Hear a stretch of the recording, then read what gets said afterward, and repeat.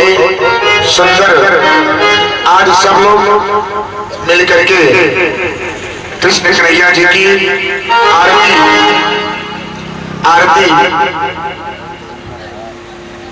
आरती किए। श्री लक्ष्मी नारायण भगवान सबकी मनोकामना सिद्ध करें।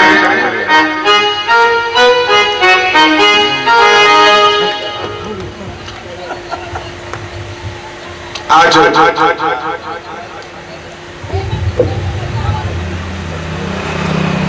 बहुत ही अच्छे दिन की गिनती है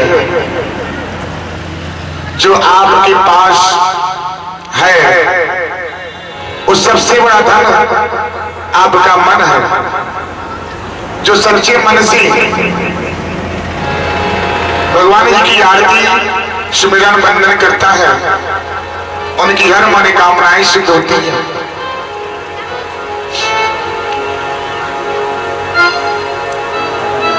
ऐसे ही सुमिरन और ध्यान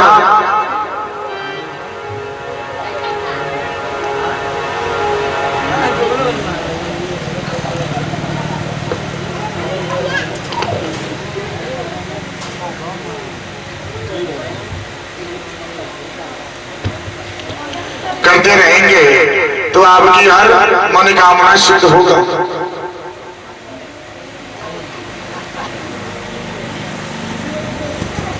बोला जाता है कि हनुमान जी को आराध्य क्यों किया जाता है।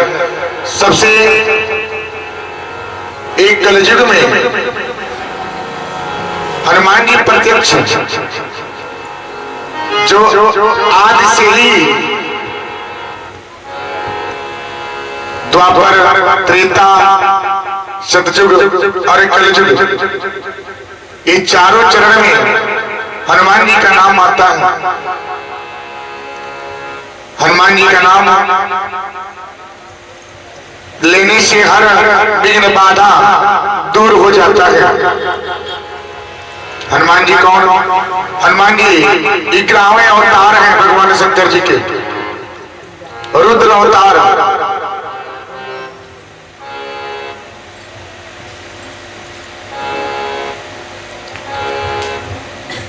जो रुद्र अवतार होकर के त्रेता युग में श्री राम जी की सेवा किए और उनकी सेवा करके अपना नाम इस कलयुग में करते गए। जो उनके नाम से जप वंदन स्तुति होता है। अगर आपके पास बंधन है, आपके पास नकारात्मक शक्तियां आपको घेर के रखा है, आपके घर में कला है, आपके घर में दुख दरिद्र है, तो उसको दूर करने के लिए हनुमान जी का वंदन स्तुति होता है। जो आप केवल नाश रोग हरेश पीरा जपत निरंतर हरमत वीरा। अगर ये बोलते रहेंगे, इसका जप करें तो आपके हर बंधन रोग दोष दूर होता है। हनुमान जी का जन्म संसार के हित के लिए हुआ, हित कल्याण के लिए हुआ।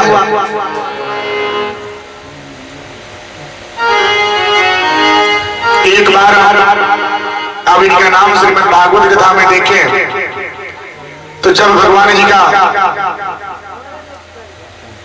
बाल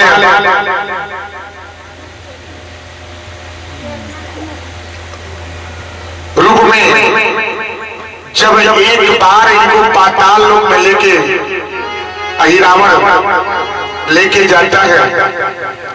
एक तब की कहानी है, एक कथा तब की है जब राम और लक्ष्मण जब अवतरित हुए, जब लंका में सीता माता जी का हरण हुआ था, उस समय की प्रसंग है। आपके बीच छोड़ रहे हैं समझाने के लिए, ध्यान से सुनिएगा। भक्ति ऐसे नहीं होता। भक्ति करने के लिए थोड़ा कठिन मार्ग को अपनाना पड़ता है, कठिन मार्ग को लेना पड़ता है। कठिन मार्ग जब लेंगे तब आपके पास भक्ति होगा।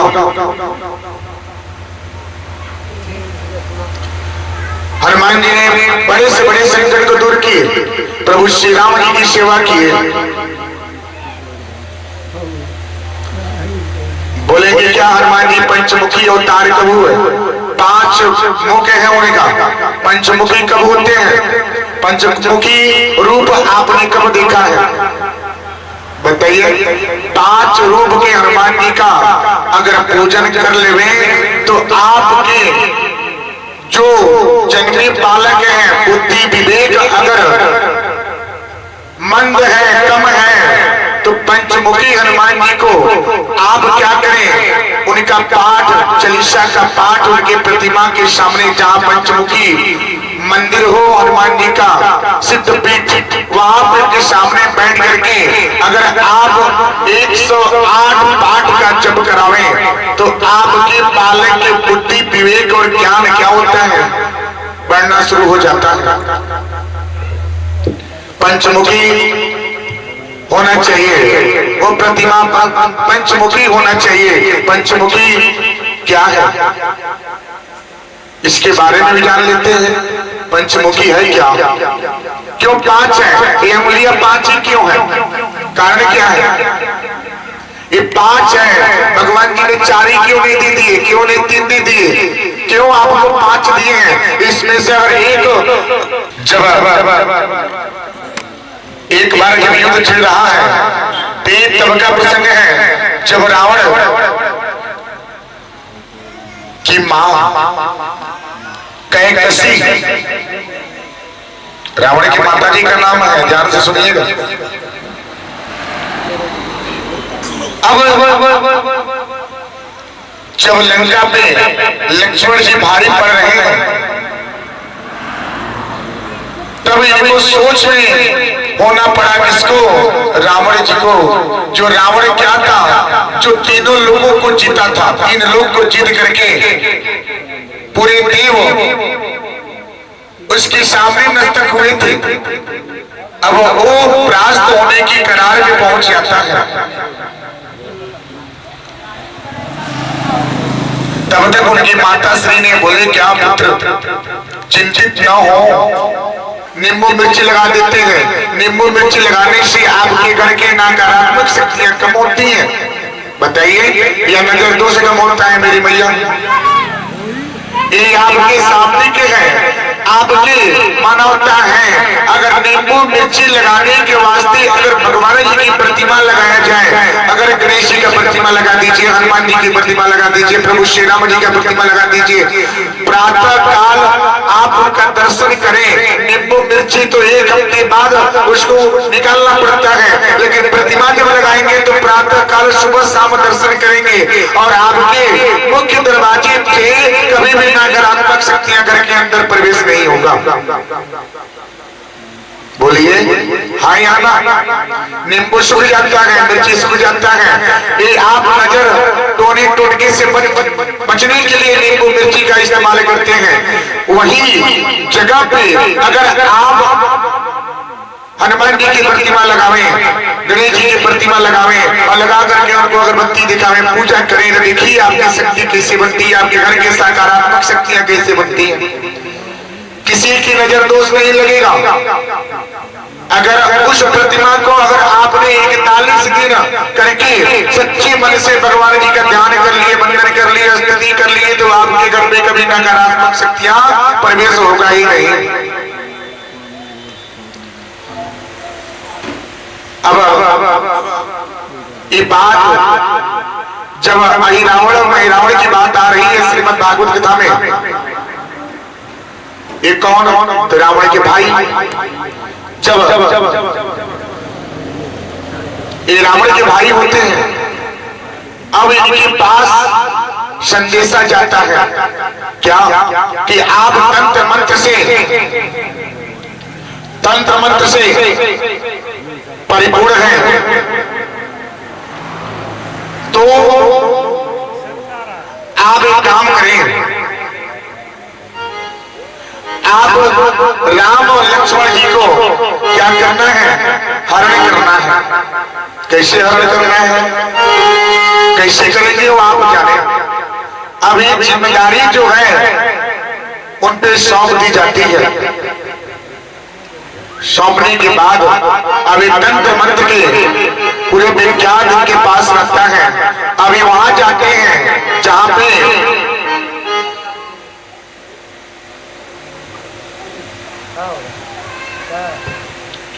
इनका वास होता है। ये अपने स्थान में विराम किए होते हैं, एक तक्षशिला यानी कि पत्थर के शिले पे। पहले के लोग क्या पत्थर के शिले पे विश्राम करते थे, और आज आप मखमल पे बिस्तर पे सोकर भी आप चैन की नींद नहीं लेते ना। भगवान जी तो सांपों की सैया पे सोते हैं मेरी मैया, फिर भी जग की कल्याण करते हैं। और आपको मखमल का बिस्तर दे दिया जाए तो आपको नींद नहीं आएगा। क्यों?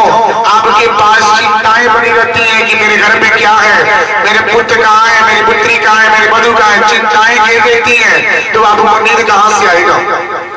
सोचिए जो जगत कल्याण करता है, जग की कल्याण करता है, वो सांपों की सैया पे सो रहे हैं, ध्यान लगाए हैं कि संसार में क्या हो रहा है, फिर भी उनको नींद आ जाता है।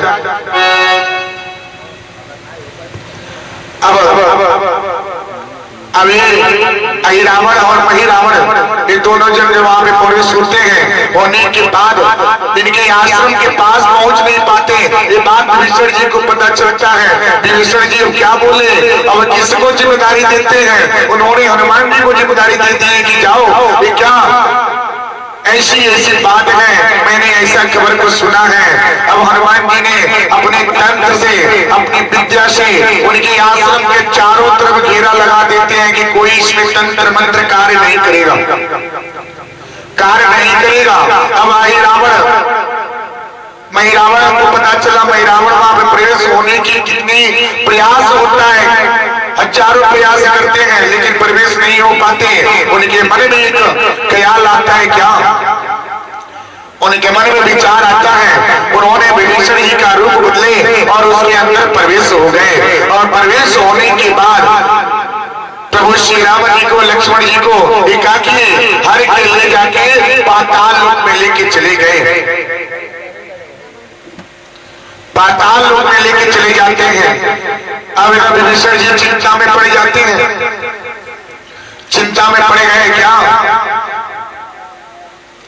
कोई अगर अच्छा खबर आपके पास होने वाला होगा, अगर सच्चा भक्ति है कृष्ण कन्हैया की, तो आपके मन में कोई अगर घटित घटना होने वाली है तो आपको एक दिन पहले ही पता चल जाएगा कि आपके घर में क्या होने वाला है। जो भगवान जी के सच्चे भक्त हैं, ऐसा होता है ना, कितने सपने जो होते हैं साकार हो जाते हैं। सपने देखते हैं क्या, कौन से सपने साकार होते हैं? जो ब्रह्म मुहूर्त के सपने होते हैं वो साकार होते हैं। बाकी रात क्या होता है, आप 2 बजे तक देखिए, 3 बजे तक देखिए, आपको सपने साकार नहीं होते, लेकिन जो ब्रह्म मुहूर्त का लगन में जो सपने आते हैं वो साकार होते हैं। विभीषण जी को ऐसा ही हुआ। विभीषण जी चिंतित पड़ गए, हनुमान जी को बताए। हनुमान जी इनको पता लगाने के लिए अब चले जाते हैं। कहा? विभीषण जी ने जैसे बताए थे कि रावण के 2 भाई, रावण जी के 2 भाई अहिरावण और महिरावण, ये पातालपुरी में रहते हैं। हनुमान जी उनके पीछा करते वहां तक जाते हैं। जाने के बाद कहां पे, ये कहां पे पहुंचे? अब निकुंभला नगर यानी कि पाताल लोक में देखिए एक जगह है जो जलपुरी रसातल इसके नाम से जाना जाता है। वहां पे पहुंचने के बाद हनुमान जी ने देखी क्या एक पैरी है, वो पैरी क्या है, बहुत ही बलवान है। होने के बाद जब उनके पास पहुंचते हैं तो पैरी बोलता है क्या पहले हमसे युद्ध करना पड़ेगा, तब आपको इसके अंदर प्रवेश होना पड़ेगा, प्रवेश होना पड़ेगा। ध्यान से सुनिएगा, ये प्रसंग कहां से जा रहा है।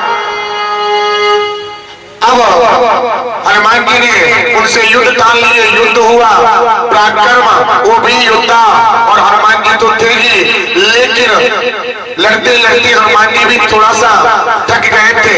लेकिन अंत समय में उन्होंने उसको, उस पैरी को थका दिया, परास्त कर दिए।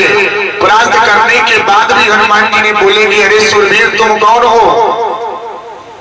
उन्होंने उन्होंने बोला क्या, जो दूत था, जो पैरी था, उन्होंने बोला कि मेरा नाम क्या है, और मैं हनुमान जी का पुत्र हूं, और मेरा नाम क्या है बताइए। मकर ध्वज। हनुमान जी के पुत्र मकर ध्वज हैं। ये कैसे हुए? बोला जाता है कि हनुमान जी तो बाल ब्रह्मचारी हैं, उन्होंने तो विवाह ही नहीं किया, तो पुत्र कहां से हुए? एक पुत्र वहां से हुए जब लंका दहन करके हनुमान जी ने जब उस जल में अपनी पूंछ को ठंडक पहुंचाए, तब तक इनके ताप से, एक ताप से ये क्या हुआ, एक बूंद उस जल में पड़ा, उस मछली के मुख में पड़ा। वो मछली अपने बच्चों के लिए, वो ढूंढने के लिए, कुछ आहार ढूंढने के लिए निकली थी, मुंह खुला था, और उस रज से वो हनुमान जी के पसीना उसके मुख में गया, और मुख के होने के वास्ते वो क्या हुआ, वो मछली के गर्भ में ये मकर ध्वज हुए, और मकर ध्वज का जन्म होता है। वो कौन? हनुमान जी के पुत्र, जो आधा शरीर मछली का होता है और आधा शरीर बंदर स्वरूप होता है। सोचिए, आधा स्वरूप मछली का और आधा स्वरूप बंदर का है। अब हनुमान जी ने सच्चाई जब जान लिए तो उन्होंने बोला क्या मैं ही हनुमान हूं। अब ये मकर ध्वज उनके पुत्र हैं, उन्होंने उनको प्रणाम किए, हनुमान जी ने उन्हें गले लगा लिए। लगाने के बाद उन्होंने भेद जाना, क्या ऐसी ऐसी बात है।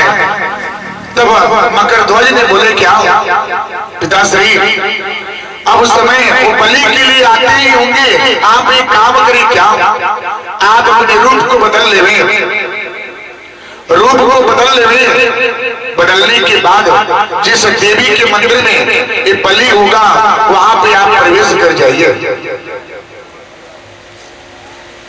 अब हनुमान जी एकाकी रूप को बदले, और बदलने के बाद उस मंदिर में प्रवेश हो गए। प्रवेश होके वहां पे उन्होंने माता श्री से पूछा, उस देवी से पूछे क्या आप क्या प्रभु श्री राम और लक्ष्मण जी के बलि से प्रसन्न हैं? माता ने बोला ना, हम प्रसन्न नहीं हैं। तो उन्होंने बोला कि आप किस बलि से प्रसन्न हैं? उन्होंने बोला क्या कि अहि रावण और मही रावण की अगर बलि हो जावे तो हम प्रसन्नचित हो जाएंगे। हमारे वो भक्त हैं, लेकिन फिर भी अगर उनकी बलि हो जावे तो हम प्रसन्न हो जाएंगे। अब हनुमान जी क्या करें?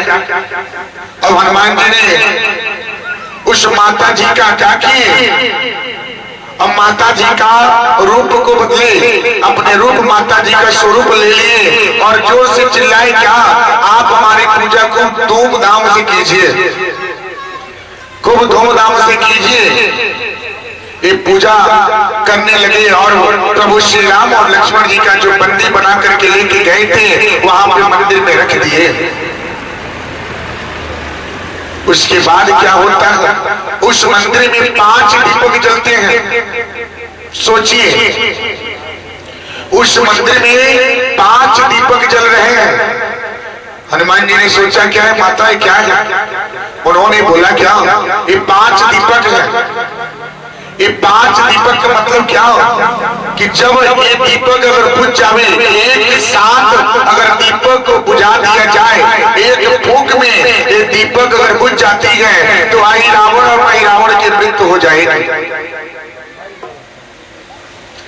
इनके पास शक्तियां बहुत है, इन्होंने बहुत शक्ति प्रदान की।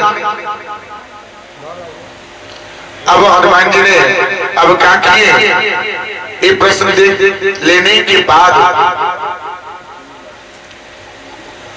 अब वहां से निकलने की तैयारी करते हैं। तब तक अहि रावण और मही रावण का प्रवेश होता है। इनके पुत्र से युद्ध चल रहा है। अब उलझन में डाल दिए। अब क्या हुए, ये दोनों जन को उलझन में डाल दिए। हनुमान जी बोले क्या आप एक काम कीजिए, आप इनको उलझ के रखिए, तब तक इनके मृत्यु का कारण हम जान करके आते हैं कि इनकी शक्ति क्या है। तब तक मकर ध्वज जी बोले क्या पिताश्री, एक ही एक पत्नी है जो नाग कन्या है। नाग कन्या, अगर नाग कन्या से विवाह तो हुआ है लेकिन उनसे प्रेम नहीं करते, प्रेम नहीं करते, जमता नहीं है। हनुमान जी ने बोले क्या, एक काम करो आप इनको उलझ के रखो, हम उनके पास जाते हैं और इनका राज लेकर के आते हैं कि मृत्यु कैसे होगा। और मकर ध्वज ने इनको उलझ के रखने के बाद हनुमान जी पाताल लोक में पहुंचते, वहां नाग कन्या के पास पहुंचे। नाग कन्या के पास पहुंचे जो बहुत ही रूपवती थी। उनका रूप इतना सुंदर था कि अप्सरा से भी ज्यादा सुंदर उस नाग की कन्या थी। अब इनके पास पहुंचने के बाद इन्होंने बोला कि आप हमें क्या करें, आप हमें भेद बताइए कि अहि रावण और मही रावण की मृत्यु कैसे हुई। हम जानते हैं कि आपने जमता नहीं है, पति पत्नी के रिश्ते में अगर न जमे, अगर नहीं जमता है तो समझिए कि वहां पे मतभेद हो जाता है, तीसरे का प्रवेश होता है। जिस तरह से हनुमान जी ने भी उनकी कमी जान लिए और जानने के बाद वहां तक पहुंचे और जाकर के भेद पूछे। उन्होंने बोला कि मैं बताऊंगी लेकिन हमारी भी एक शर्त है। उन्होंने बोला क्या, कौन सा शर्त है। उन्होंने बोला कि अगर हमारे विवाह जो है अगर आप श्री राम जी से करा देंगे तो अवश्य बताएंगे। सोचिए, इधर प्रभु श्री राम जी ने संकल्प किया था क्या कि हम एक ही पत्नी के साथ विवाह करेंगे, एक ही के साथ रहेंगे, संकल्प किए थे। और इधर प्रश्न उलझन में डाल दिया। डालने के बाद अब हनुमान जी चिंतित हो गए, लेकिन उसमें नहीं था, वो किसी तरह वहां से निकलना चाहते थे। उन्होंने बोला ठीक है, आप एक काम करें, हम वचन देते हैं कि आपका विवाह कराएंगे, लेकिन शर्त क्या होगा कि जिस सेज पे बैठेंगे वो क्या होना चाहिए, टूटना नहीं चाहिए। अगर वो टूट जाएगा तो क्या होगा, विवाह नहीं होगा। विवाह में आपको अपना वचन वापस लेना पड़ेगा, वापस लेना पड़ेगा। अब इन्होंने बोला ठीक है, जब रावण बैठता था तो टूटा नहीं, तो प्रभु श्री राम बैठेंगे तो कैसे टूटेगा। सोचिए, अब ये तय हो गया। उन्होंने बताया क्या कि एक समय की बात है, आप भौरे देखे, भौरे देखे कैसे गुनगुनाते हैं,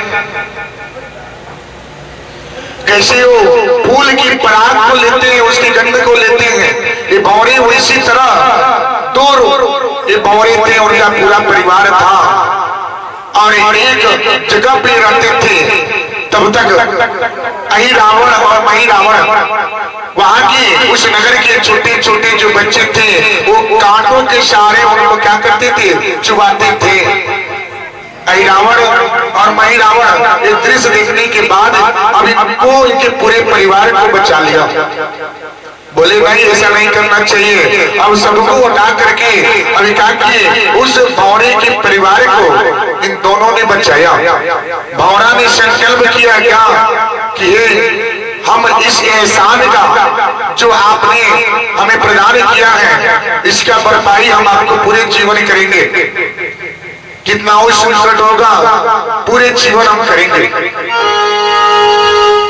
अभी अहि रावण और मही रावण का जो सेज लगता था उसी सेज पे ये पूरे भौरे उनकी सुरक्षा करते थे। कोई वहां जाता नहीं था, जो जाता था वो क्या करते थे, उनके मुख से अमृत गिर जाता था और रावण जीवित हो जाता था। जो इस युद्ध करता था अगर कोई मार भी देता था, प्राण हो जाता था, फिर भी उसके मुख में ये भौरे क्या करते थे, अमृत डाल देते थे, जिसके सहारे वापस 5 बार जीवित हो जाते थे। सोचिए, भौरे होते हैं छोटे नहीं छूटती, लेकिन उसका महत्व कितना है। सोचिए उसके पास कितना गुण है, क्या है उसके पास। सब लोग क्या करते हैं, उसको आप भौरे को पराग लेता है तो भगा देते हैं, मार देते हैं, लेकिन ना मारना नहीं चाहिए, उसे हटाना भी नहीं चाहिए, क्योंकि भौरों के पास वो गुण होता है जो गुण आप जान नहीं सकते।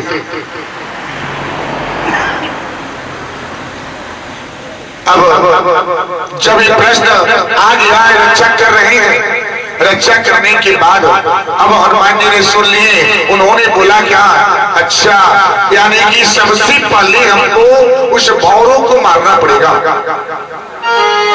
अब हनुमान जी पहुंचे और भौरों ने क्या किए, पूरे परिवार को उन्होंने मारा, उसमें से एक बच गया और उन्होंने आके हनुमान जी के चरण पे गिर गए, बोले क्या, हे प्रभु मुझे आप क्या करें, क्षमा कर दीजिए।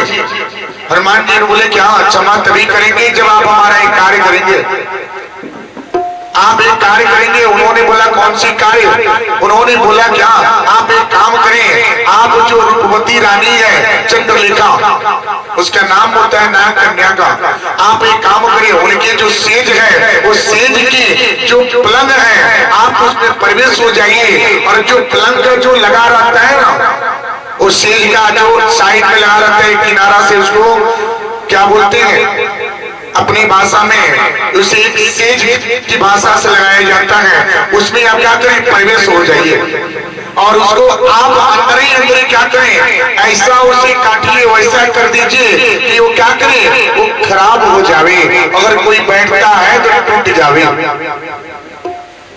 सोचिए, अब हनुमान जी ने ऐसा प्रश्न से कर लिए, अब सीधे चला जाता है, जाकर के उस नाग कन्या के जो सेज था उसके पांव में, यानी कि जो पलंग होता है उसके पांव में वो प्रवेश कर जाता है और उसके बाद अंदर ही उसको काट देता है। समय आ गया, अब वही हनुमान जी अब क्या किए, वापस वहीं पे आते हैं जहां पे युद्ध चल रहा है, जहां पे मकर ध्वज युद्ध कर रहे हैं। हनुमान जी वहां पे आए और आने के बाद अब क्या की, एक साथ वहीं पे अवतरित हो रहे हैं। अब प्रभु श्री राम जी का, कृष्ण कन्हैया जी का, कृष्ण कन्हैया जी का ध्यान किए और वहीं पे उन्होंने पंचमुखी अवतार हुए। जो उत्तर की तरफ देखते हैं 5 मुख है हनुमान जी का, उत्तर की तरफ 12 रूप होता है। आप उत्तर दिशा की ओर इस दिशा में देखेंगे तो 12 रूप है, 12 रूप जो जिस समय पृथ्वी पे हिरणाक्ष ने पृथ्वी को अपहरण करके सीधे पातालपुरी में लेके चला गया था, जल में डुबा दिया था, वहीं पे भगवान जी ने 12 रूप को धारण किए और पृथ्वी को जल से लेकर आए। 12 रूप उत्तर की तरफ 12 रूप लिए और दक्षिण की दिशा की ओर नरसिंह अवतार होते हैं। नरसिंह अवतार जो हिरण्यकश्यप का वध किए और जिसमें आपने हिरण्यकश्यप का नाम सुना होगा, हिरण्याक्ष और हिरण्यकश्यप 2 भाई, और इसी कश्यप के 2 पुत्र और 2 पुत्रियां हैं। हिरण्यकश्यप के 2 आप क्या करें, कश्यप ऋषि के 2 पुत्र हैं, जिसमें हिरण्याक्ष और हिरण्यकश्यप, और उनकी 2 पुत्रियां हैं। कौन, एक होलिका और श्रीलंका, 2 पुत्री हैं, जिसका होलीदा आप देखते हैं पूर्णिमा तिथि के दिन किया जाता है, और होलीदा जो होता है तो होलीदा के 1 दिन बाद ये क्या मनाया जाता है, आपके नगर में होली का त्योहार मनाया जाता है। अब वही हनुमान जी ने दक्षिण दिशा की तरफ नरसिंह अवतार लिए और नरसिंह अवतार लेने के बाद तीसरा अवतार उनका कहां पे हुआ। अब सोचिए, उन्होंने पश्चिम दिशा की ओर गरुड़ का अवतार लिए। देखे है ना, 5 दिशा, 4 दिशाओं में एक हनुमान जी तो है ही है, 4 दिशाओं में उनका रूप बदल जाता है। पंचमुखी हनुमान जी को किसने दर्शन किया है, बताइए कितने लोग दर्शन किए हैं हनुमान जी का पंचमुखी रूप का दर्शन? कितने लोग किए हैं? कोई नहीं। पंचमुखी हनुमान जी का दर्शन आप देखते नहीं है, प्रतिमा नहीं देखे हैं। अब एक तीसरा अवतार इनका पश्चिम की तरफ वरुण का है, उसके बाद इनका क्या होता है? चौथा अवतार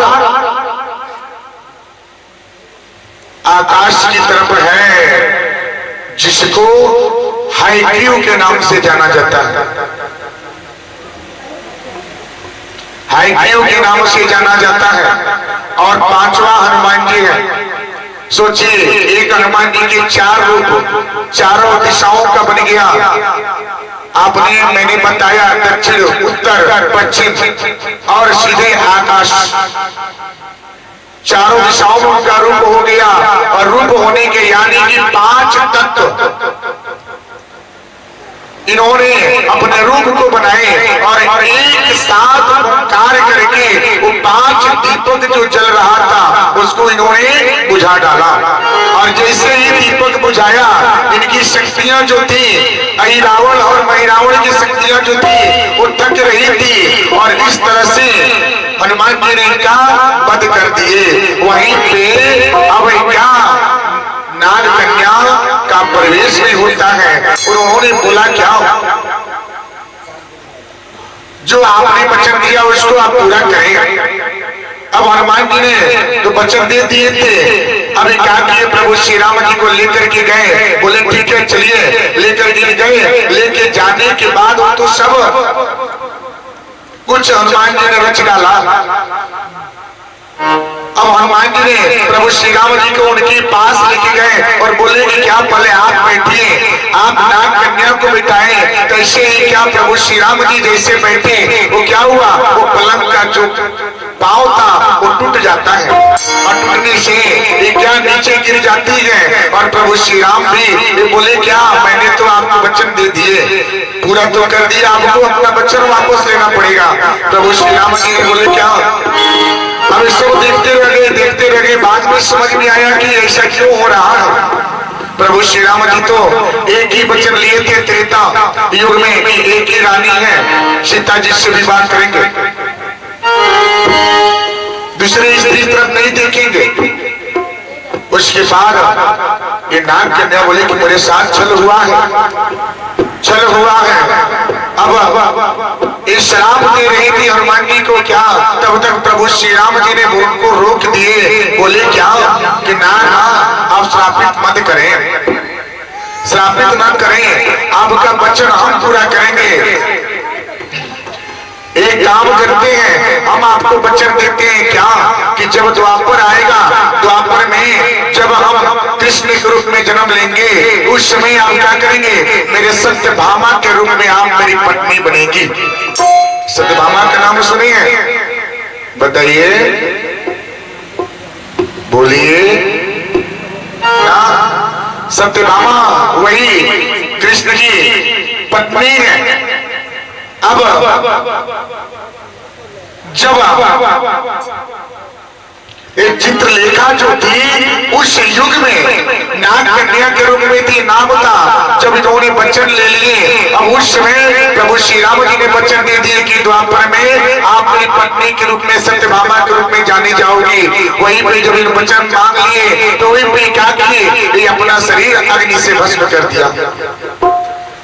और द्वापर जब आता है वही सत्यभामा भगवान जी की धर्मपत्नी के रूप में स्वीकार होती है।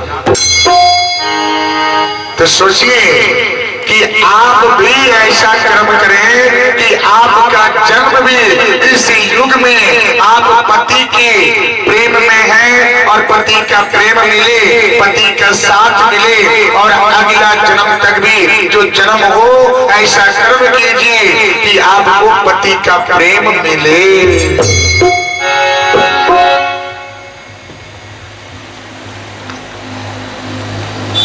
अब ऐसे जब वचन दे दिए प्रभु श्री राम को लेकर के हनुमान जी वापस चले आते हैं। तो हनुमान जी का नाम का सुमिरन करने से, वंदन करने से, स्तुति करने से सारी विघ्न बाधा जो है दूर हो जाता है।